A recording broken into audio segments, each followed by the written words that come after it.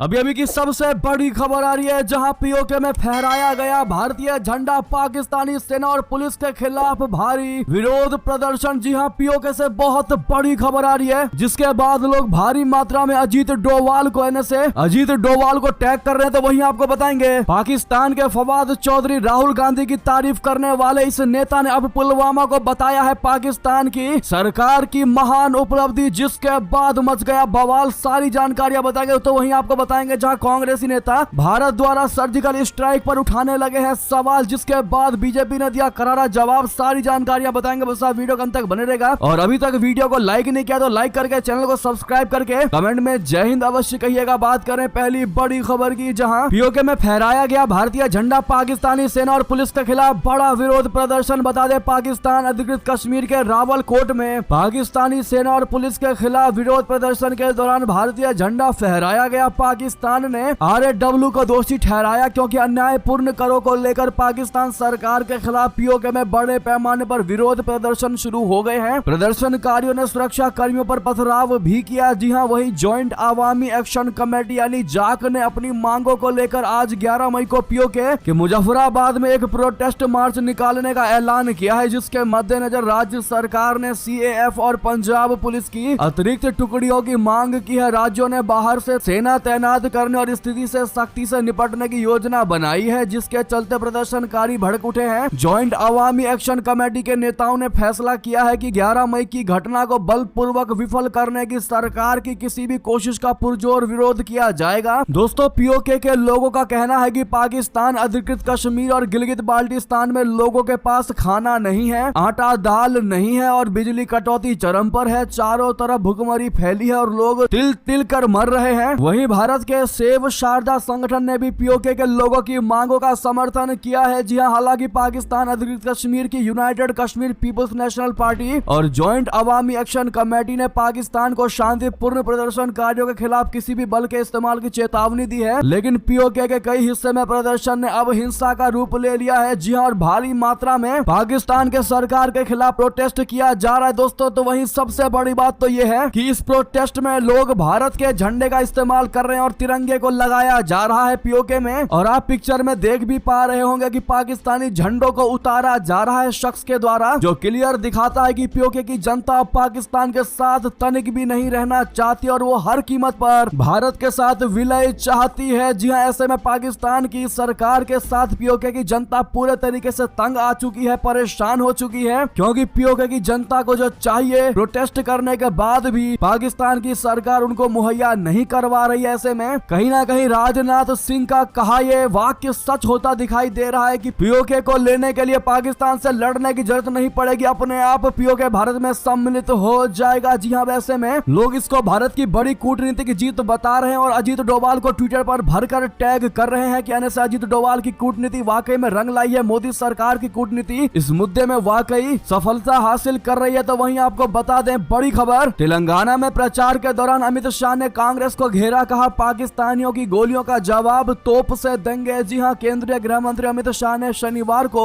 तेलंगाना में हुंकार भरी यहां एक चुनावी रैली को संबोधित करते हुए उन्होंने देश की सबसे पुरानी पार्टी कांग्रेस पर जमकर निशाना साधा। उन्होंने कहा कि पाकिस्तान के पास परमाणु बम है, इसके डर से कांग्रेस पाकिस्तान के कब्जे वाले कश्मीर यानी पीओके पर भारत का अधिकार छोड़ना चाहती है। रैली को संबोधित करते हुए अमित शाह जी ने कांग्रेसी नेता मणिशंकर अय्यर के बयान पर पलटवार किया। उन्होंने कहा कि कांग्रेस नेता मणिशंकर अय्यर कहते हैं कि पाकिस्तान के पास परमाणु बम है, इसीलिए भारत को पीओके के बारे में बात नहीं करनी चाहिए। परमाणु बम के डर से वे पीओके पर भारत का अधिकार छोड़ना चाहते हैं, लेकिन आपको चिंता करने की आवश्यकता नहीं है। नरेंद्र मोदी फिर एक बार प्रधानमंत्री बनने जा रहे हैं और इस बार पाकिस्तान की गोलियों का जवाब तोप से दिया जाएगा। तो वहीं आपको बता दें, पाकिस्तानी नेता राहुल गांधी की तारीफ करने वाले फवाद चौधरी ने अब पुलवामा हमले को पाकिस्तान की सरकार की महान उपलब्धि बता दिया है खुलेआम संसद में। फवाद चौधरी ने कहा है कि ये इमरान खान की सरकार की महान उपलब्धि है कि हमने भारत को उसके घर में घुसकर मारा। जी हां दोस्तों, आपको बता दें, पाकिस्तान के पूर्व मंत्री फवाद चौधरी हुसैन, जो राहुल गांधी की प्रशंसा करने के बाद खुद को राजनीतिक हंगामे के केंद्र में पाते हैं, उन्होंने एक बार गर्व से अक्टूबर 2020 में पुलवामा हमले में पाकिस्तान की संलिप्तता की घोषणा की है, वो भी खुलेआम संसद में। पाकिस्तान के पूर्व सूचना एवं प्रसारण मंत्री हुसैन ने बुधवार को को कांग्रेसी नेता राहुल गांधी के भाजपा प्रधानमंत्री नरेंद्र मोदी पर निशाना साधने वाले भाषण को राहुल ऑन फायर कैप्शन के साथ साझा करने वाले और भाजपा नेताओं पर पलटवार करने वाले इस पूर्व मंत्री ने अब पुलवामा हमले को पाकिस्तान के लिए गर्व का बताया है। जी हां, पुलवामा हमले में अपनी संलिप्तता से इनकार करने वाले पाकिस्तान के सफेद झूठ का अब पर्दाफाश करते हुए खुद पाकिस्तानी मंत्री इमरान खान कैबिनेट के तत्कालीन शीर्ष मंत्री ने स्वीकार किया है कि यह जघन्य हमला पाकिस्तान सरकार के निर्देश पर किया गया था। 29 अक्टूबर 2020 को नेशनल असेंबली में बोलते हुए तत्कालीन पाकिस्तानी मंत्री हुआन ने पुलवामा हमले को इमरान खान के नेतृत्व में अपने देश के लिए एक महान उपलब्धि बताया। मंत्री ने कहा कि हमने हिंदुस्तान को घुस के मारा, पुलवामा इमरान खान के नेतृत्व में लोगों की सफलता थी, पाकिस्तानी लोगों की सफलता थी, पाकिस्तान की सफलता थी। आप और हम सभी उस सफलता का हिस्सा हैं। और इस फवाद चौधरी ने पुलवामा हमले को महान उपलब्धि बताया है। पाकिस्तान के लिए खुलेआम संसद में ये बयानबाजी की है दोस्तों। उस पुलवामा को उपलब्धि बताया है जिसमें भारत के सैनिक मारे गए। अब आप सोच सकते हैं कि भारत के सैनिकों पर इस हमले को पाकिस्तान उपलब्धि बता रहा है। ऐसे में पाकिस्तान की क्या रियलिटी है वो सबके सामने उभर कर सामने आ चुकी है, क्योंकि पाकिस्तान भारत के सैनिकों की मौत को उपलब्धि बताता है। इसका मतलब ये है कि उसने जितने भी हमले करवाए हैं वाकई में आतंकवादी नाम की कोई चीज नहीं, बल्कि खुद पाकिस्तान की सरकार ही आतंकवादी बनती जा रही है। जी हाँ, वैसे में पाकिस्तान में आतंकवाद है, इससे तो नकारा नहीं जा सकता, लेकिन पाकिस्तान की सरकार आतंकवाद है इसको कोई गलत नहीं बता सकता। बहरहाल दोस्तों, अब आप क्या जवाब देना चाहेंगे इस फवाद चौधरी को जो भारतीय सैनिकों के शहीद होने को उपलब्धि बता रहा है? इतना ही नहीं दोस्तों, इसने केजरीवाल की रिहाई पर भी बयान दिया। उन्होंने कहा कि एक और लड़ाई हार गए मोदी। जी हाँ, फवाद चौधरी ने दिल्ली उत्पाद शुल्क नीति मामले में सुप्रीम कोर्ट से राहत मिलने के बाद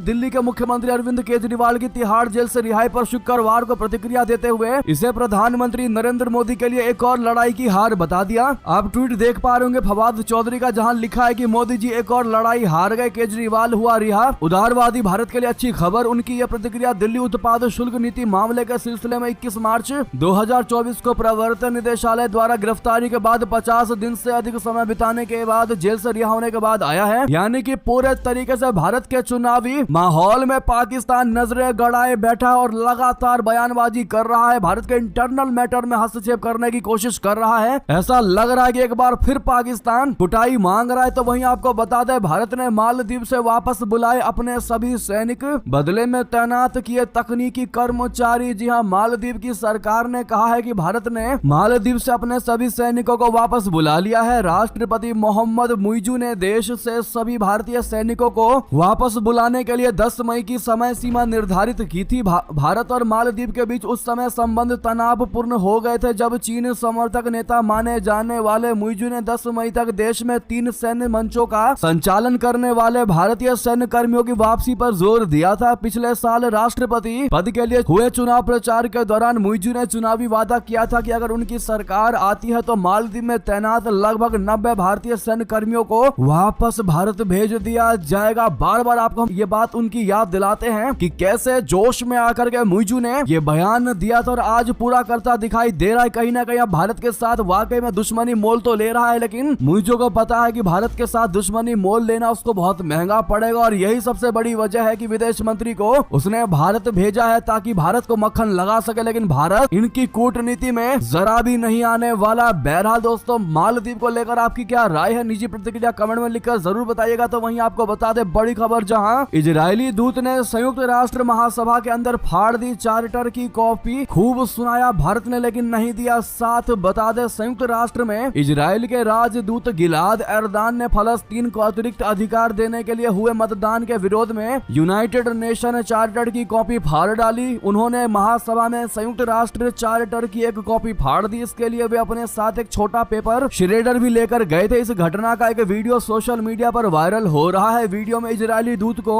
संयुक्त राष्ट्र की मूलभूत संधि यानी इसके चार्टर की एक कॉपी को श्रेडर में डालकर फाड़ते हुए देखा जा सकता है। इजराइल के राजदूत का ये कदम ऐसे समय में आया है जब फलस्तीन को सुरक्षा परिषद का पूर्ण सदस्य बनाए जाने के प्रस्ताव पर मतदान होने जा रहा था। फलस्तीन को वर्तमान में पर्यवेक्षक का दर्जा प्राप्त है। हालांकि उनके विरोध के बावजूद फलस्तीन के समर्थन में 143 वोट पड़े, जबकि 9 वोट इस प्रस्ताव के विरोध में पड़े। दोस्तों, एर्दान ने कहा कि उन्होंने चार्टर की कॉपी विरोध दर्ज कराने के लिए फाड़ी क्योंकि महासभा इसकी उपेक्षा कर रही है। उन्होंने कहा कि महासभा अपने ही चार्टर को नहीं मान रही है। श्रेडर में चार्टर रखते करते हुए इजरायली दूत ने कहा कि आप अपने हाथों से संयुक्त राष्ट्र चार्टर के टुकड़े टुकड़े कर रहे हैं, आपको शर्म आनी चाहिए। एक बेहद कड़े शब्दों वाले भाषण में अर्दन ने कहा कि जिस तरह से हिटलर ने अत्याचार किया वैसे ही अब हमारे समय में फलस्तीनी आतंकवादी राज्य की स्थापना को आगे बढ़ाया जा रहा है। तो वहीं बता दें, भारतीय टैलेंट के मुरीद हुए सिंगापुर के प्रधानमंत्री भारत के IIT IIM की जमकर की तारीफ। जी हाँ, सिंगापुर के प्रधानमंत्री ली सीन लुंग 15 मई को अपना पद छोड़ेंगे। अगले बुधवार को अपने डिप्टी लॉरेंस वोंग को कार्यभार सौंपने से पहले ली ने प्रधानमंत्री के रूप में अपने 20 साल के कार्यकाल को लेकर एक विस्तृत साक्षात्कार में चर्चा की। पीएम ली सीन लुंग ने कहा कि सिंगापुर विश्व स्तर पर प्रतिभाओं की खोज करता है। यहाँ भारतीय प्रौद्योगिकी संस्थानों और भारतीय प्रबंधन संस्थानों के स्नातकों की सबसे बड़ी संख्या है। विस्तृत साक्षात्कार में उन्होंने कहा कि वे भारत में शीर्ष संस्थान है, उनमें स्थान हासिल करना Massachusetts institute of technology, Stanford university या हार्वर्ड यूनिवर्सिटी में प्रवेश पाने के बराबर है। वहाँ के पेशेवरों ने सिंगापुर में एसोसिएशन बनाई है और समय समय पर समारोह आयोजित करते हैं। तो वहीं आपको बड़ी खबर बता दें, जहां पाकिस्तान को लेकर इस रिपोर्टर ने डराया दिवालिया होना तय, इस बार IMF भी बचाने के मूड में नहीं। जी हां, दाने दाने के लिए मोहताज पाकिस्तान एक बार फिर दिवालिया होने की राह पर खड़ा है। अंतरराष्ट्रीय मुद्रा कोष ने अपनी हालिया रिपोर्ट में पाकिस्तान की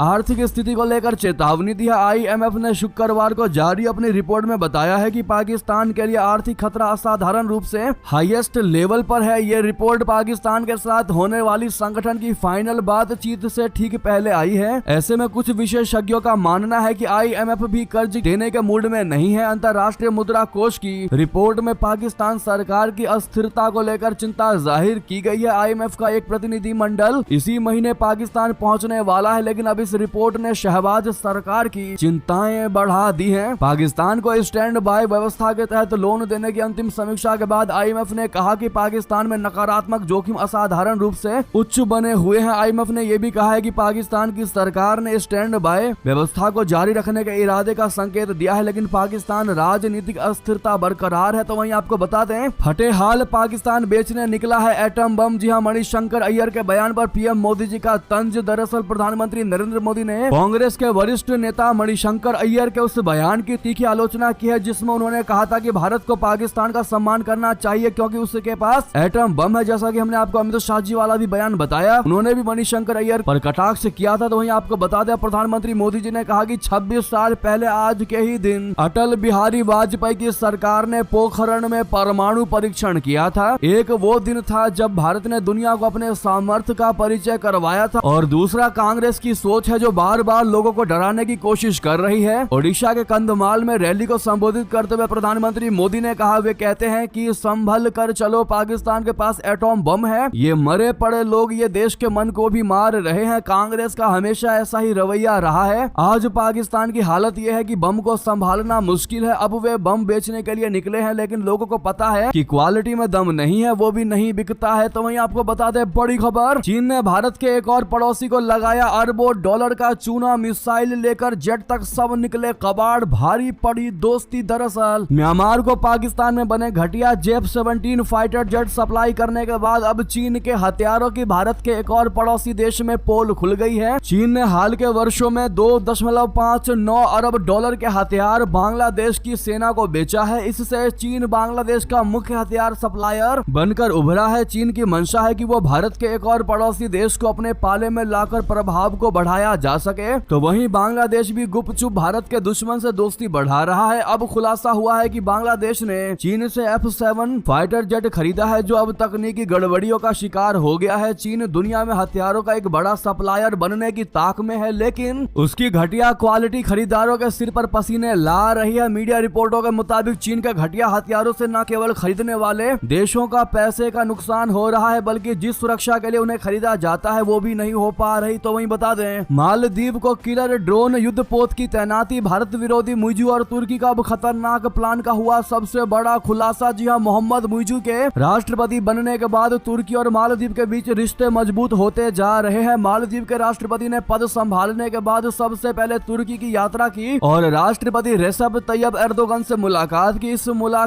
इस बातचीत के बाद तुर्की ने मालदीव को अपना खतरनाक TB2 बैरख्तियार ड्रोन मालदीव को सौंप दिया। मालदीव ने इसे भारत के लक्षद्वीप के पास अपने द्वीप पर तैनात किया है। इससे भारत से लगे समुद्री समुद्री इलाकों की निगरानी शुरू की है। इसके बाद तुर्की ने अपने युद्धपोत को मालदीव में भेजा। ग्रीस की मीडिया ने विश्लेषकों और राजनयिक सूत्रों के हवाले से खुलासा किया है कि तुर्की मालदीव की मदद से हिंद महासागर में अपनी सैन्य उपस्थिति को बढ़ाना चाहता है। अभी तुर्की की सेना सोमालिया में पहले से ही मौजूद है। हिंद महासागर में सबसे बड़ा खिलाड़ी भारत है और तुर्की है। पाकिस्तान और चीन इस समुद्री इलाके में अपना प्रभाव बढ़ाना चाहते हैं। ग्रीस की न्यूज वेबसाइट डायरेक्ट्रेस ने अपनी रिपोर्ट में खुलासा किया है कि इसी को देखते हुए मालदीव ने अपनी सेना के पूर्व प्रमुख अब्दुल रहीम अब्दुल लतीफ को तुर्की में अपना नया राजदूत बनाया है। तो वहीं आपको बता दें बहुत बड़ी खबर, जहां किसी को नहीं है भरोसा, रेवंत रेड्डी ने एयर स्ट्राइक पर उठाए सवाल। हेमंत शर्मा ने किया पलटवार। जी हां, तेलंगाना के मुख्यमंत्री रेवंत रेड्डी ने शुक्रवार को भारतीय वायुसेना यानी IAF के द्वारा आतंकी हमले के जवाब में पाकिस्तान के बालाकोट में किए गए हवाई हमले की प्रामाणिकता पर सवाल उठाया है। उन्होंने कहा कि कोई भी निश्चित रूप से नहीं जानता कि हवाई हमला हुआ था भी या नहीं। रेड्डी ने एक संवाददाता सम्मेलन के दौरान कहा कि अगर देश की आंतरिक सुरक्षा सुनिश्चित करने की जिम्मेदारी हमारी यानी कांग्रेस की होती तो हम इसे किसी के हाथ में नहीं छोड़ते। आपको बता दें कि रेवंत रेड्डी सर्जिकल स्ट्राइक या एयर स्ट्राइक पर सवाल उठाने वाले पहले कांग्रेसी नेता नहीं है। इससे पहले भी देश की सबसे पुरानी पार्टी कांग्रेस के कई नेता सेना की ऐसी कार्रवाई पर सवाल उठा चुके हैं। अब ऐसे में हेमंत बिश्व शर्मा ने भारी पलटवार किया। पुलवामा हमले को लेकर तेलंगाना सीएम रेवंत रेड्डी के बयान पर असम के मुख्यमंत्री हिमंता बिश्व शर्मा ने पलटवार करते हुए कहा कि सर्जिकल स्ट्राइक पर सवाल उठा रहे लेकिन आज पीओके में भारत के झंडे लहरा रहे हैं। सर्जिकल स्ट्राइक पर सवाल उठाना छोड़ दें, थोड़े ही साल में पीओके भी हमारे देश में आ जाएगा। जी हाँ, आपको बता दें इतना ही नहीं, बेगूसराय में हेमंत बिश्व शर्मा ने कहा कि अब की बार 400 पार तो लव जिहाद पर होगा प्रहार, पीओके भी लाएंगे वापस। जी हाँ, इस बार अगर भारत की जनता नरेंद्र मोदी को 400 सीट के साथ प्रधानमंत्री बनाती है तो पाकिस्तान अधिकृत कश्मीर भी हमारा होगा। साथ ही साथ अयोध्या में राम मंदिर की तरह मथुरा एवं काशी का भी विकास किया जाएगा एवं श्री कृष्ण एवं भोलेनाथ की स्थापना भी की जाएगी। हेमंत बिश्व शर्मा ने लव जिहाद को लेकर भी बड़ा बयान दिया है। उक्त बातें असम के मुख्यमंत्री हेमंत बिश्व शर्मा ने बेगूसराय में एक जनसभा को संबोधित करते हुए कहा है। लेकिन क्या लगता है दोस्तों आपको, क्या इस बार लोकसभा चुनाव में फिर प्रधानमंत्री मोदी जी बनेंगे पीएम की नहीं? कमेंट में लिखकर अवश्य बताइएगा आपकी क्या राय है। देखते हैं भारत की जनता जो इस खबर को देख रही है उनकी इस चुनाव को लेकर क्या राय है, भारी मात्रा में कमेंट करिएगा दोस्तों। तो वहीं आपको बता दें केजरीवाल की क्या है बौखलाहट। दरअसल अगले 2 महीने में योगी को निपटाएंगे। मोदी जी जीते तो अमित शाह को प्रधानमंत्री बनाएंगे, अगले 2 महीने में योगी को निपटाएंगे। ये कहते हुए बीजेपी पर केजरीवाल ने बड़ा हमला किया है। केजरीवाल ने कहा कि मोदी जी अगले साल 17 सितंबर को 75 साल के हो रहे हैं। 2014 में मोदी जी ने रूल बनाया था कि बीजेपी के अंदर जो भी 75 साल का होगा उसको रिटायर कर दिया जाएगा। सबसे पहले लाल कृष्ण आडवाणी जी को रिटायर किया, फिर मुरली मनोहर जोशी, सुमित्रा महाजन, यशवंत सिन्हा को रिटायर किया गया। अब मोदी जी अगले साल 17 सितंबर को रिटायर होने वाले हैं। मैं बीजेपी से पूछना चाहता हूं कि आपका प्रधानमंत्री का दावेदार कौन है? उन्होंने कहा कि अगर इनकी सरकार बनी तो पहले अगले 2 महीने में ये योगी जी को निपटाएंगे, उसके बाद मोदी जी के सबसे खास अमित शाह को प्रधानमंत्री बनाएंगे। केजरीवाल ने कहा कि मोदी जी अपने लिए नहीं अमित शाह के लिए वोट मांग रहे हैं। उन्होंने कहा कि मुझे पद का लालच नहीं है। तो देखा आपने केजरीवाल जेल से निकलने के बाद जितनी भड़ास उनके अंदर थी मोदी जी को लेकर, बीजेपी पार्टी को लेकर निकालते दिखाई दिए हैं। अब इस पर आपकी क्या राय और विचार होगी दोस्तों, कमेंट में लिखकर अवश्य बताइएगा। लेकिन क्या इस बार मोदी सरकार 400 पार कर पाएगी दोस्तों? जवाब देना मत भूलिएगा। आप लोग भारी मात्रा में जवाब दीजिएगा और आज जितना ज्यादा हो सके इस वीडियो को शेयर करिएगा दोस्तों, भाइयों में, रिश्तेदारों में, व्हाट्सएप, फेसबुक, ट्विटर पर डेफिनेटली शेयर करिएगा दोस्तों। आप सभी से रिक्वेस्ट है। और खबर थोड़ी भी अच्छी लगी तो वीडियो को लाइक करके चैनल को सब्सक्राइब करके बेल आइकन दबा के कमेंट में जय हिंद कहना मत भूलिएगा। मिलता अगली बड़ी खबर में। बहुत बहुत धन्यवाद। जय हिंद, जय भारत।